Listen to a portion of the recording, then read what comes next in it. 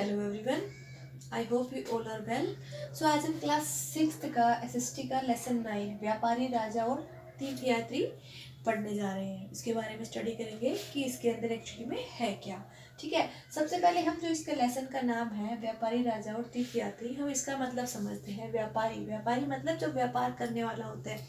व्यापार मीन से कि कोई सामान पहले उसने खरीद लिया फिर उसको वो बेच रहा है, मतलब इस तरह से लेन देन करना।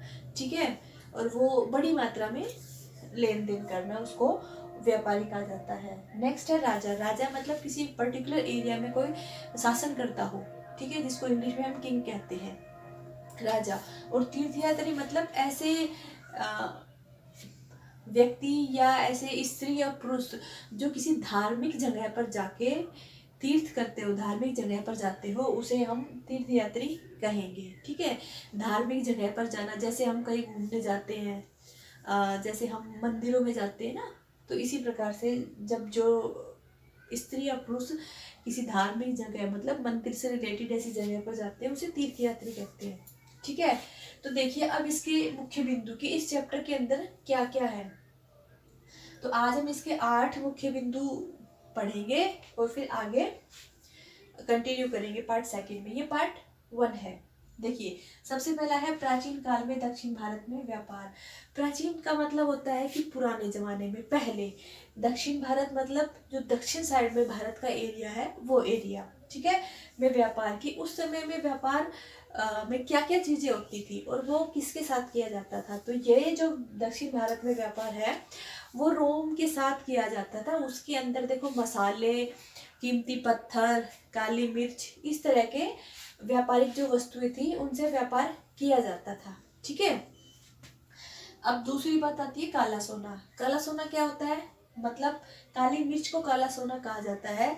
जो रोम के लोगों को हम काली मिर्च बेचते थे वहां पर काली मिर्च का बहुत ज्यादा प्रचलन था, तो वहां से रोम के लोग काली मिर्च को लेकर व्यापारी जो थे वो बड़ा मुनाफा कमाते थे, इसलिए उस काली मिर्च को उन्होंने काला सोना कहा है।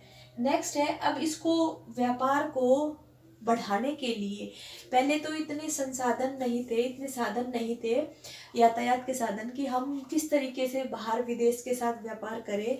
तो उन्होंने समुद्री मार्गों की खोज की थी कि समुद्री मार्ग में जैसे अरब सागर के आसपास जो बंगाल की खाड़ी है उधर से कई रास्तों की खोज की उन्होंने कि हम किस तरीके से आसानी से वहां पर जा सकते हैं दूसरे विदेशों में।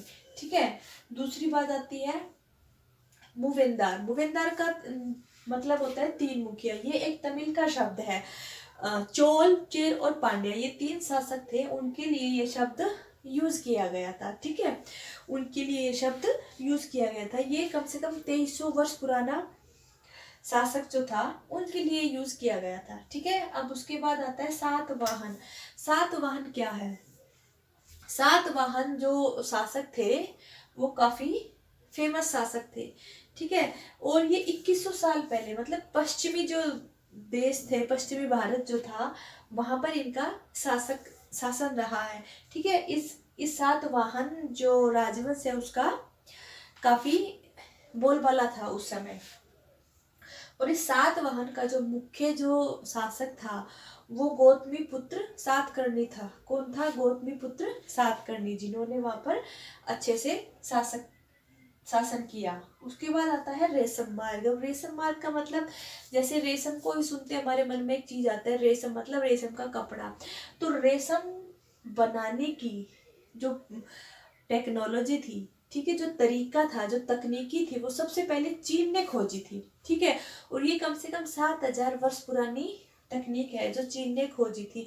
चीन वहां पर रेशम बनाता, फिर उससे कपड़े बनाता, और जो चीन के व्यापारी थे वो इन कपड़ों को बेचने के लिए पैदल, घोड़ों पे, ऊंट पे, जैसे भी होता, जैसे भी उनको मिलता, इनको बेचने के लिए निकल पड़ते थे।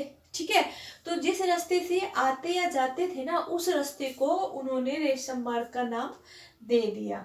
ठीक है, अब इस रेशम मार्ग पे जैसे व्यापारी जाते तो वहां पर उस मार्ग को नियंत्रण करने के लिए शासक ने वो कर लिया, एरिया निश्चित कर लिया, वहां पर उस शासक का नियंत्रण होता था, और वो क्या करते थे कि जो व्यापारी आते या जाते थे ना, उनको सुरक्षा प्रदान करते थे, किससे? लुटेरों से, कि उनके ऊपर आक्रमण ना हो जाए और वो उनसे सामान लूट ना ले। और बदले में जो व्यापारी थे वो उन शासकों को क्या देते थे?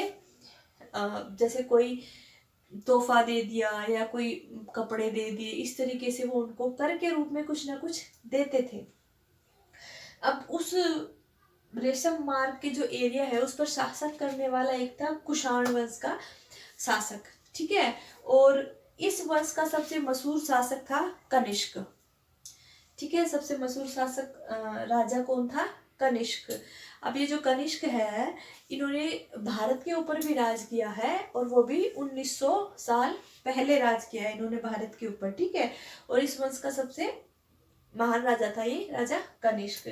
अब बात करते हैं अश्वघोष। अश्वघोष कौन था? अश्वघोष राजा कनिष्क के दरबार में राजकवि था। कौन था? कवि था। इन्होंने बुद्ध के ऊपर उनकी जीवनी लिखी है।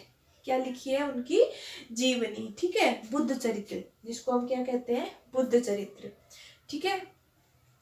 तो आज हम इन पॉइंट के बारे में हमने डिस्कस किया है। अब पार्ट सेकंड में हम इससे अगले वाले जो पॉइंट है उसके बारे में डिस्कस करेंगे। मुझे आशा है कि आपको ये सब समझ में आ गया होगा।